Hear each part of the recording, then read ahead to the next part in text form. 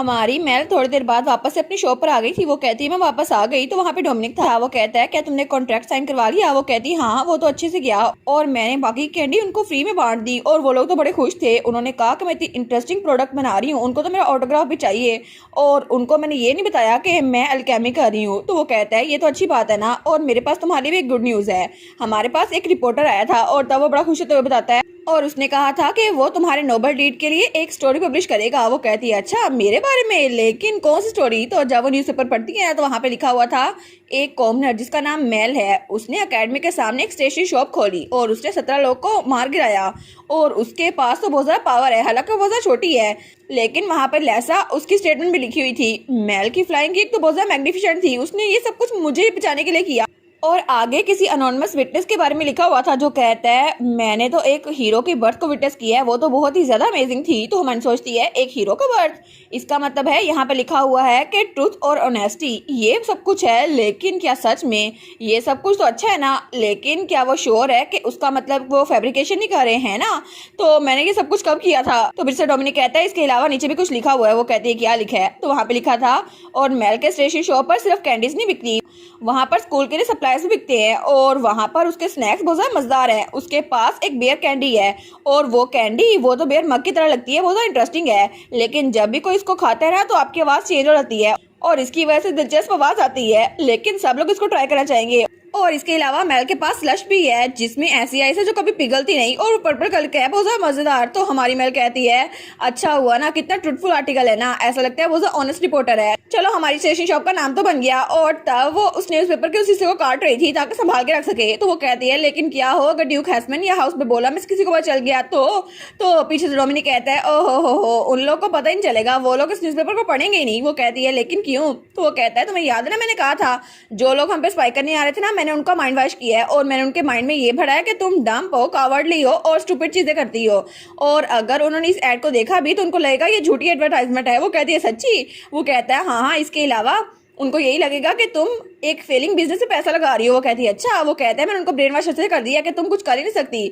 वो कहती है अच्छा ये सब कुछ ठीक तो है ना, लेकिन तब तो वो कही जा रहा था मैंने उनको कन्विंस कर दिया है और अब तक तो दोनों घर वो इस बात से कन्विंस हो गए होंगे कि जो स्पाइस उन्होंने भेजे हैं उनकी रिपोर्ट से। तो हम सोचती है सच में ये मेरे खिलाफ तो नहीं है ना, आखिर इसको इतना दूर जाने की जरूरत ही क्या थी? तो तब उस न्यूज़पेपर देखती है। वो कहती है लेकिन न्यूज़पेपर तो अकेडमी में डिलीवर होता है ना? डोमिनिक कहते हैं हाँ बिल्कुल, ऐसा हो सकता है कि बहुत सारे लोग इसको पढ़ के शॉप में आए, हम उम्मीद कर सकते हैं। और तब हमें अकेडमी का सीन दिखाता है जहाँ पे सारे बच्चे उसके बारे में बात कर रहे थे। वो कहते हैं वो स्टेशनरी शॉप हमारे अकेडमी के सामने ही है, हम लोग को जाना चाहिए। तो उनमें से एक बच्चा कहता है लेकिन हम लोग तो बियर नहीं पी सकते ना। तो दूसरी बच्ची कहती है इस बात से तो मुझे ज्यादा क्यूरियस बना दिया है, क्या तुम वहाँ पे चलोगी? तो दूसरी बच्ची कहती है नहीं नहीं, मैंने सुना था वो कॉमनर है और क्या पता उन्होंने ये सारी बात बनाई हो, और आखिर कोई कॉमनर इतनी अमेजिंग चीज कैसे बना सकता है, और नोबल्स भी इस चीज को इतनी आसानी से कम्प्लीट नहीं कर सकते। और वहाँ पे बहुत सारा सामान पड़ा हुआ था, वो अपना साइंस प्रोजेक्ट कर रहे थे। तो वो लड़की कहती है सही तो है, लेकिन एक कॉमनर वो इतने कूल प्रोडक्ट्स कैसे बना सकती है? तो दूसरा कहता है मैंने सुना था कि हम उसको खा के बीमार हो जाएंगे। तो उनमें से तीसरा कहता है नहीं नहीं ये रूमर है, लेकिन कॉमनर तो सारे स्कैरी होते हैं ना, वो लोग तो बड़े डरे हुए थे। लेकिन तभी वहां से कोई गुजर रहा था, उनमें से कोई कहता है लेकिन बाय द वे तुम लोगों ने वो परफ्यूम देखा जो हाउस हैसमैन वो डिस्ट्रीब्यूट कर रहा है? तो तभी वहां पर हमारा प्रिंस एक्सियोन आता है। वो कहता है तुम लोग स्टेशनरी शॉप के बारे में बात कर रहे हो? वो कहते हैं योर हाइनेस जी बिल्कुल हम उसके बारे में बात कर रहे हैं। वो कहता है ठीक है मुझे भी दिखाओ। और जब वो न्यूज़पेपर देखते हैं ना तो वहाँ पे क्रिम्सन कल्ट के बारे में लिखा हुआ था। वो सोचता है ये तो वही कल्ट था ना जिन्होंने मुझे भी नुकसान पहुंचाया था और उन्होंने मुझे अटैक किया था, लेकिन इसका मतलब है कि वो लोग मुझे बुली कर रहे थे तो मेल ने उसे छुटकारा हासिल कर लिया है ना, लेकिन उसने तो एक बार भी उस कल्ट के बारे में मेलडीनी को बताया ही नहीं था। तो तब वो सोचता है वो तो बिल्कुल एक नाइट की तरह है, कितनी जरा कूल है ना, मुझे तो सच में वो जरा पसंद है। तभी पीछे से कोई कहता है योर हाइनेस क्या आप मेल की स्टेशनरी शॉप पे जा रहे हैं? वो कहता है हाँ क्या? वो सोचता है ये तो नया स्टूडेंट है ना। तो तब वो बच्चा उसकी तरफ हाथ बढ़ाकर कहता है तो क्या आप मेरे साथ चलेंगे? और उस बच्चे का नाम कैरेट था जो कि सच में बहुत ज्यादा फनी था, लगता है ये जिंजर का बेटा है इसलिए इसका नाम कैरेट रखा हुआ है। तो तब हमें बताया जाता है कि वो बच्चा वो असल में एक सोर्सरर था जो कि मैजिक टावर में रहता था और उसको नोबल्स की रिक्वेस्ट पे भेजा गया है और उसका सिर्फ एक ही मिशन था कि बच्चों को किडनैप होने से बचाया जा सके। और कैरेट ने वो मिशन पूरा भी किया था, 2 बार उसने बच्चों को किडनैप होने से बचाया था। तो वो सोचता है मुझे उस स्टेशन शॉप पे खुद जाना चाहिए ताकि मुझे पता चले वहां पे कौन सा मैजिक यूज हो रहा है। लेकिन आखिर एक ऑर्डिनरी बिजनेस वो इन सब सबको इतने बड़े कल्ट को कैसे हरा सकता है। और क्या पता ऐसा हो कि स्टेशनरी शॉप की ओनर उसके पास कोई पावर हो, लेकिन कितना सस्पिशियस है ना। मे भी हो सकता है वो कोई किडनैपर हो। तो प्रिंस एक्सियोन सोचता है अच्छा मेल ने भी कहा था अपने दोस्तों को लेके आना, तो ठीक है तुम मेरे साथ चलो और मैं कल भाई को लेटर लिखूंगा और फिर भाई भी आ जाएंगे हमारे साथ। और उसके बाद से हिजरत है और हमें महल का सीन दिखा रहता है। जब उसने अपने भाई को लेटर लिख दिया था, उसने कहा था आपको याद है ना मैंने महल के बारे में आपको बताया था और कल मैं अपने दोस्त के साथ वहां पर जाने वाला उसके स्टेशन शॉप पर, तो प्लीज आप भी आएगा, हम लोग इकट्ठे चलेंगे। और इसमें मैंने वो आर्टिकल भी इंक्लूड कर दिया है जो कि महल की स्टेशन शॉप के बारे में था, एक्सियोन। तो तब उसका भाई कैसे अपना सर पकड़ लेता है, वो सोचता है एक्सियोन ये बच्चा नहीं सुधरने वाला, लेकिन महल मुझे लगता है मुझे उस पर इन्वेस्टिगेशन करनी चाहिए और मैं अपने भाई को वहां पे अकेला नहीं जाने दे सकता, वो तो कुछ ज्यादा सस्पिशियस है, एक नॉर्मल कॉमनर तो हो ही नहीं सकती। और तब वो कलम उठाता है, वो सोचता है ठीक है आखिर वो अकेडमी के सामने ये दुकान क्यों खोले हुए है, मुझे ये सब कुछ पता कराना होगा। तो तब उसने लेटर लिख लिया था और वहां से कबूतर वो लेटर लेकर जा रहा था। तो तभी हमें बताया जाता है कि एम्परर उसके 8 बच्चे थे, लेकिन उनमें से कोई बीमारी की वजह से मर गया और कोई किसी और वजह से, लेकिन उनमें से सिर्फ 2 बाकी बचे थे और वो था कैसियन और एक्सियोन, दूसरे नंबर वाला बेटा और सबसे आखिरी नंबर वाला बेटा। और इस तरह सिर्फ वही 2 प्रिंसेस बचे थे, जिसकी वजह से कैसियन किसी भी भरोसा नहीं कर सकता था। वो सोचता है अगर वो एक्सियोन के पास किसी बुरे इंटेंशन से आई हो तो तभी वो अपने एडवाइस कहता है टेलीपोर्टेशन स्टोर रेडी करो। वो कहता है जी सर। तो वो कहता है मैं अभी की अभी मेल्टन अकेडमी में जा रहा हूँ। और तब सीन चलता है और हमें दूसरी तरफ का सीन दिखा रहता है जब हमारी मेल्डिनिक और उसके साथ डोमिनिक वहां पर था। तो तभी कोई कहता है कि यही वो जगह है। तो हमारी मेल्डिनिक जब वहां पर देखती है ना तो वहां पे एक्सियोन था, प्रिंस एक्सियोन। तो वो कहता है वाह मेल्डिनिक देखो मैं आ गया। तो वो कहती है फाइनली तुम आ गए, अब तुम ठीक हो। वो कहते हैं हाँ हाँ मैं बिल्कुल ठीक हूँ। तो वो सोचती है आखिर इसका नाम क्या था, मुझे तो नाम ही याद नहीं आ रहा। तो वो बच्चा कहता है मेरा नाम जियोन है और मैं बिल्कुल ठीक हो गया हूँ। वो सोचती है थैंक गुडनेस इसने अपना नाम खुद ही बता दिया। वो कहता है मैं अपने साथ एक दोस्त को भी लेके आया हूँ। वो कहती है क्या एक दोस्त। तो तभी वहां पर कैरेट था। वो कहता है आपसे मिलकर खुशी हुई। तो तब वो कहता है ये मेरा दोस्त है कैरेट। तो हमारी मैल सोचती है कैरेट ये किसी इंसान का नाम है। तो कैरेट कहता है मेरा नाम कैरेट नहीं है, डबल आर नहीं आता, सिंगल आर आता है। तो वो कहता है दोनों सेम ही तो होते हैं ना, पढ़ना तो सेम ही है ना। तो हमारी ने सोचती है मुझे यकीन नहीं आ रहा सच में बच्चे यहाँ पर आया है अकेडमी से मेरी शॉप में। और तब वो सोचती है मैं अपनी बेस्ट करूंगी इनको अच्छा टाइम दे सकूं और उसके बाद मैं इनको बेयर कैंडी ऑफर करूंगी। तो तब हमारी मेलिनिक वो तो बहुत ज्यादा एक्साइटेड हो गई थी। वो कहती है जियोन कैरेट मेरी स्टेशनरी शॉप में तुम लोग को वेलकम है। और तब वो सोचती है बच्चों को कैसे टारगेट किया जाता है, वर्ड ऑफ माउथ के जरिए, मुझे ये स्ट्रेटजी अपनानी चाहिए। और तब वो बताना शुरू करती है। वो कहती है डोमिनिक प्लीज वो बाउंसी बाउंस लेके आओ।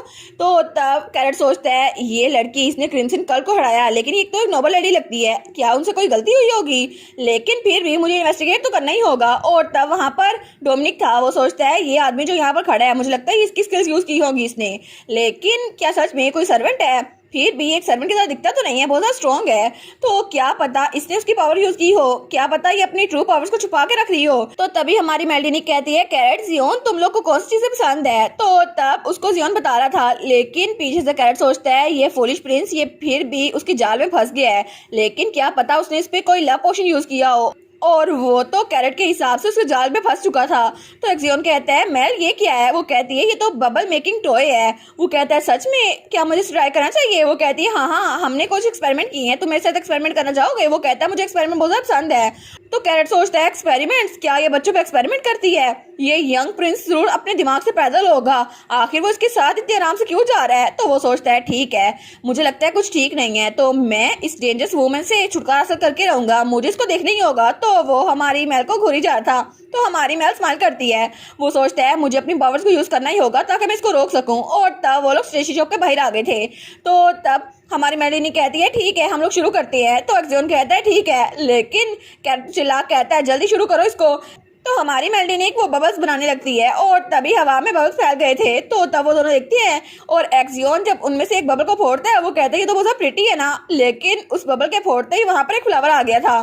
तो तब वो मंजर बहुत खूबसूरत लग रहा था और वो एक्सियोन तो बड़ा ही जरा खुश था। तो एक्सियोन कहता है ये तो कितना मजे का है ना। तो मेल्डिनिक कहती है हाँ बिल्कुल, और कैरेट भी उसमें खो चुका था। तो हमारी मेलिनिक कहती है कैरेट क्या तुम बबल्स को ब्लो करना चाहोगे। वो कहता है मैं। तो वो सोचता है ठीक है अगर मैं इसको खुद ट्राई करूँ ना तो मैं पता कर सकता हूँ कि ये डेंजरस है या नहीं। वो कहता है ठीक है। तो वो सोचता है वैसे भी इस पे कोई लेबल नहीं लगा हुआ, क्या पता पब्लिक में सोल्ड करने के लिए बहुत बुरा हो, और इसमें थोड़ा सा माना है लेकिन ज्यादा स्ट्रॉन्ग नहीं है, और ये बुरा नहीं है कि मैं ट्राई करके देखूं, वैसे भी क्या पता इसमें कोई स्पेल यूज किया हो। तो तब उसको ब्लॉक करता है और वहाँ पे फिर से बबल फैल गई थी। तो तब वो सोचता है इसमें तो सच में मेरी यादें हैं, जैसे मैं बचपन में खेला करता था, ये तो बहुत ज्यादा खूबसूरत है। और वो तो बहुत ही ज्यादा खुश हो गया था। वो सोचता है सच में मुझे ऐसा फील क्यों हो रहा है जैसे मैं बहुत ज्यादा कंफर्टेबल हूँ। और हमारी मेलिनी उसने एक्सियन का हाथ पकड़ा हुआ था और चारों के चारों किसी हैप्पी फैमिली की तरह लग रहे थे। तब थोड़ी देर बाद उसकी वो बबल वाली बोतल खाली हो चुकी थी। वो कहता है क्या मैंने ये सब कुछ खत्म कर दिया? तो हमारी मेल कहती है कैरेट तुम्हें क्या लगता है कि ये मजेदार था? तो कैरेट वो उसकी तरफ देखते हैं तो वो कहती है ये फ्लावर ये तुम्हारे लिए एक गिफ्ट है। और तब उसने वो फ्लावर हमारे कैरेट को दे दिया था। वो कहता है क्या इसने ये सब कुछ कैसे किया? तो वो कहता है नहीं नहीं ऐसा कुछ नहीं है, मुझे इसको इन्वेस्टिगेट करना ही होगा। वो सोचता है मुझे यकीन नहीं आता कि ये ऐसा कुछ कर सकती है, ये तो बहुत ज्यादा सस्पिशियस है, मैं इसको मना कर दूंगा। मैं कहूंगा मुझे इसमें बिल्कुल मजा नहीं आया और मुझे इस पर ट्रस्ट नहीं है। और मैं इससे पूछूंगा इसने क्रिम्सन कट के साथ कैसे फाइट की। लेकिन जब उसे कहता है वो कहता है मैं फिर से अगली बार इसको खेलना चाहूंगा और अपना मुंह बंद कर लेता है। वो कहता है कि हाँ मैंने ये क्यों बोला, मैं तो ये कहना नहीं चाहता, मैं तो एक बच्चे की तरह खुद को ट्रीट कर रहा हूँ। लेकिन तब वो तो पूरा का पूरा रेड हो गया था। वो सोचता है मुझे इसे मास्टर आइजक को रिपोर्ट करना होगा, ये लड़की इसने तो मुझ पर कोई स्पेल कास्ट कर दी है। तो हमारी मेल कहती है जरूर हम लोग अगली बार जरूर खेलेंगे, चलो अंदर चलते हैं कुछ स्लश पीते हैं। वो कहता है क्या स्लश? तो तब हमारी कहती है हाँ वो बहुत यमी होता है। वो सोचता है स्लश ये किसी पोशन का नाम है जो उसने बनाया है, लेकिन चाहे कुछ भी हो जाए मैं इस पोशन को नहीं पीऊंगा। और मुझे प्रिंस एक्सियन की तरह नहीं बनना, चाहे ये लड़की जो कुछ मर्जी करे लेकिन मैं वो स्लश नहीं पीऊंगा। लेकिन जैसे वो अंदर आया था उसने वो स्लश पी लिया था और वो बहुत ज्यादा खुश था। तो तब डोमिनिक कहता है आज तो बहुत ज्यादा मजा आया है ना? तो वो सोचता है सच में ये तो बहुत ज्यादा डिलीशियस था। तब प्रिंस एक्सियन कहता है ऑरेंज स्लश तो बहुत ज्यादा यमी था, आज तुमने नया फ्लेवर बनाया ना? वो कहती हाँ हाँ। तो तब वो कहता है मैं अभी सोच ही रहा था कि तुम मेरे लीग से बाहर हो। तभी दरवाजे पे दस्तक होती है तो डोमिनिक वहां पर जा रहा था। वो कहता है पहले मैं सोचता था कि मुझे तुमसे शादी करनी चाहिए, लेकिन अभी मुझे लगता है कि मेरा भाई तुम्हारे लिए परफेक्ट है। तो हमारी मेल सोचती है पता नहीं बाहर कौन आया है। तो जब डोमिनिक दरवाजा खोलता है तो वहां पे कोई खड़ा हुआ था। तो हमारी मेल कहती है डोमिनिक क्या हुआ, कौन है ये? लेकिन तभी एक्सियन कहता है भाई ये मेरे भाई हैं, उन्होंने कहा था वो मेरे साथ स्टेशन शॉप पर आएंगे, वो जल्दी आ गए। तो हमारी हीरोइन सोचती है इसका भाई, इसका मतलब है कि वो भी मेरा कस्टमर बन सकता है ना? वो कहती है आई सी आप जियोन के बड़े भाई हैं ना? लेकिन जब वहां पर देखती है तो वो प्रिंस कैसियन था। वो कहती है क्या ये कोई अडल्सन नहीं है, इसका मतलब है ये? तो तब प्रिंस कहता है आपसे बहुत दिनों बाद मुलाकात हुई है ना लेडी वेल्डिनिक? वो सोचती है प्रिंस कैसियन लेकिन ये क्या कर रहा है यहाँ पर, इसका मतलब है कि तो वहां पे एक्सियन कहता है भाई। तो तब हमारी सोचती है इसका मतलब है कि जियोन वो एक प्रिंस है, प्रिंस एक्सियन है। तो तब उसको देखती है, वो सोचती है इसने मुझे अपने बारे में बताया नहीं था इसलिए मुझे पता नहीं चला। और सब लोग यही सोचते हैं कि ये यंगेस्ट प्रिंस है और ये एम्पर का फेवरेट चाइल्ड है क्योंकि वो सबसे ज्यादा छोटा है इसलिए सबसे ज्यादा लाडला है। तो हमारी उन कहती है तुम सच में एक प्रिंस हो? तो एक्सियन तो बड़ा खुश था। वो कहते हैं हाँ मैं एक प्रिंस हूँ, मैंने तुम्हें बताया नहीं था। वो कहती है नहीं तुमने तो एक बार भी जिक्र नहीं किया था। तो तब वो सारे के सारे वहां पर बैठ गए थे। तो हमारी सोचती है पता नहीं इसने मुझे बताया क्यों नहीं। तो एक्सियन कहता है वाह मुझे पता नहीं था, मेल एक ड्यूक की बेटी है। तो हमारी मेल कहती है मुझे भी नहीं पता था कि जियोन तुम एक प्रिंस हो। वो कहते हैं मुझे बहुत ज्यादा खुशी हुई, अब तो मेरे भाई शादी कर सकती हो, तुम लोग के तो सूटेबल मैच है। लेकिन तभी वहां पर डोमिनिक वो थोड़ा सा कागज से शोर करता है तो सब लोग बिल्कुल खामोश हो गए थे। वो कहता है नहीं एक्सीडेंट से हुआ। वो कहती है एक्सीडेंट? अच्छा तुमने तो चेयर ही तोड़ दी है। तो हमारी मेल कहती है मुझे तो प्रिंस एक्सियन जरा पसंद है। तो पीछे से कैरेट सोचता है क्या ये सब कुछ इसको इग्नोर करने वाले अभी जो हुआ था? तो एक्सियन कहता है अच्छा नहीं सब लोग कहते हैं लेकिन फिर भी मैं भी तुम्हें बहुत ज्यादा पसंद करता हूँ और अब तो तुम भी मुझे बहुत ज्यादा पसंद करने लग गई हो। तो उसका भाई कहता है लेडी मेलिनिक मुझे लगता है कि एक्सियन के साथ आप बहुत ज्यादा क्लोज है। वो कहती है हाँ कोइंसिडेंटली। तो एक्सियन तो बड़ा खुश था। वो कहता है कोइंसिडेंटली इसने मेरी जान बचाई थी। तो हमारी मेल सोचती है ये तो बहुत ज्यादा सस्पिशियस लग रहा है, ये तो बिल्कुल ऐसा लग रहा है जैसे मैंने इसकी जान सिर्फ इसलिए बचाई थी ताकि मैं प्रिंस से फेवर ले सकूं। तो तब उसका भाई कहता है लेडी मेलिनिक मैं बोला। वो कहती है हाँ क्या हुआ? तो वो कहता है आपने एक्सियन की जान बचाई थी और आपने अकेडमी के सामने एक स्टेशनरी शॉप खोली, क्या मैं पूछ सकता हूँ क्यों? तो हमारी सोचती है कैसियन ये तो क्राउन प्रिंस है और ये उस वक्त पैदा हुआ जब एम्पर की पावर बहुत ज्यादा वीक थी। ओरिजिनल स्टोरी में तो ये सक्सेसफुल हो गया क्योंकि इसका दोस्त ड्यूक हैसमैन इसके साथ था। और वो सोचती है इसने तो कभी भी लिनोक्स से जरा क्लोजेस्ट दिखाई नहीं है और इसने कभी भी उसको अपने इनर सर्कल में समझा ही नहीं है। लेकिन स्टोरी में बाद में ये शेरिया से वन साइड लव करने लग गया था और इसका कैरेक्टर ये सेकंड में लीड बन के रह गया था और ये एम्पायर का सबसे ज्यादा जीनियस है और ये तो टॉप लेवल मैजिशियन है और इसीलिए स्टोरी में इसका कैरेक्टर बिल्कुल न्यूट्रल था। ये एक कैलकुलेटिव इंसान है और ये फ्यूचर का एम्पर है और ऐसा नहीं है ना इसको मुझ पे शक ना हो। वो कहती है स्टेशनरी शॉप खोलने का मेरा सिर्फ एक ही मकसद था कि मैं अपने ड्रीम को पूरा कर सकूं। वो कहता है कि आपका ड्रीम? वो कहती है जी बिल्कुल, आपको पता है ना मेरे पिछले बिजनेस बिजनेस बिल्कुल फ्लॉप हो गए। लेकिन फिर मुझे रियलाइज हुआ कि मेरा ड्रीम कोई बिजनेस खोलना नहीं बल्कि एक छोटी सी शॉप खोलना है जिसमें छोटी सी चीजें हो जिससे लोगों को खुशी मिले। और मैंने यही सब कुछ किया क्योंकि इसी की वजह से सब बच्चे यहाँ पर बिल्कुल खुश होते हैं और मुझे यही चाहिए क्योंकि मैं चाहती हूँ कि सब बच्चों के पास अच्छी यादें हो जिसकी वजह से वो फ्यूचर में जी सकें। और मैं सब बच्चों को खुश करूंगी और इस तरह मुझे पैसे मिल जाएंगे ना, एक तीर से दो निशाने। तो हमारी मेल कहती है प्लीज आप वापस आइएगा जब आपका दिल करे योर हाइनेस। तो वो कहता है ठीक है, लेकिन मुझे लगता है कि रूमर जैसी कहती है ना तुम बिल्कुल भी वैसे नहीं हो। तो मेल कहती है रूमर्स तो हमेशा एग्जैजरेट करती रहती हैं आफ्टर ऑल। तो उसका भाई कहता है हाँ हाँ भाई, जब मैंने स्कूल मिस किया था ना लोगों ने मेरे बारे में भी रूमर्स फैलाई थी, आपको उनको पनिश करना चाहिए। तो तब प्रिंस कैसिन कहता है और भी बहुत सारे लोग हैं जो तुम्हें अपने दुश्मन समझते हैं, तुम्हें उनसे बच के रहना चाहिए। तो वो सोचती है ये मेरी फैमिली की बात कर रहा है और ड्यूक हैस्मन की, लेकिन क्या ये गुडविल से कह रहा है या फिर ये एक वार्निंग थी। तो हमारी मेल कहती है मैं वैसे भी पीछे बैठ के सब कुछ देख लेने वाली, क्या हिज हाइनेस आप भी मुझे एक दुश्मन समझते हैं। तो वो कहता है नहीं अभी के लिए तो बिल्कुल भी नहीं। तो वो कहती है अच्छा है ना, ये तो मेरे लिए बिल्कुल अच्छा है क्योंकि अगर एम्पायर का क्राउन प्रिंस वही मुझे दुश्मन नहीं समझता फिर मुझे कोई डर नहीं है, कोई कुछ भी कर ले मैं उसको हरा के रहूंगी। और इसी के साथ ये वाला पार्ट यहीं पर ख़त्म। तो आप लोग बताइएगा आप लोग को ये पार्ट कैसा लगा और वीडियो को लाइक और चैनल को सब्सक्राइब लाजमी कीजिएगा। बाकी वीडियोस का लिंक भी स्क्रीन पर नज़र आ रहा होगा तो काइंडली उनको भी चेकआउट कर ले। और thank you so much for watching my videos. Stay safe, bye bye.